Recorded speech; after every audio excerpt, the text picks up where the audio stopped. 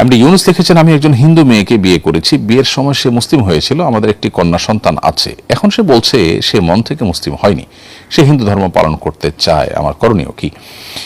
ভাই ইউনুস, আপনার প্রশ্ন উত্তর হলো যে কোনো মেয়ে যদি আপনার কাছে ইসলাম গ্রহণ করার অভিনয় করে থাকে এবং পরে সে সেটা ক্লিয়ার করে এবং সে যদি এখন হিন্দু ধর্মে ফিরে যেতে চায় বা হিন্দু ধর্মের অনুসারী হিসেবে নিজেকে প্রকাশ করে বা হিন্দু ধর্ম তার ভালো লাগে সে বলে, তাহলে সে মুসলিম নয় এবং এক্ষেত্রে আপনাদের মধ্যে অটোমেটিক বিবাহ বিচ্ছেদ হয়ে যাবে। কারণ স্বামী স্ত্রীর মধ্যে কোনো একজন যদি অন্য ধর্মাবলম্বী হয়ে যায় বা মুরতাদ হয়ে যায় বা ইসলাম থেকে বাহির হয়ে যায়, তাহলে সে আর মুসলমান থাকে না। অতএব কেউ যদি বলে যে হিন্দু ধর্ম আমার ভালো লাগে বা আমি হিন্দু ধর্ম পালন করতে চাই, তাহলে সে আর মুসলমান থাকে না।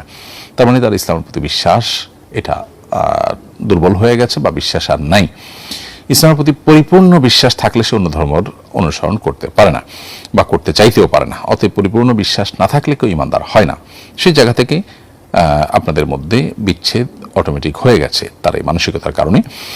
এবং আপনার যে কন্যা সন্তান তার মাধ্যমে হয়েছে, সেই সন্তানের বাবা হিসেবে আপনি বিবেচিত থাকবেন, বিবেচিত হবেন এবং সারা জীবন আপনি তার বাবা হিসাবেই গণ্য হবেন শরীরের আলোকে। সেটি সম্পূর্ণ ভিন্ন বিষয়।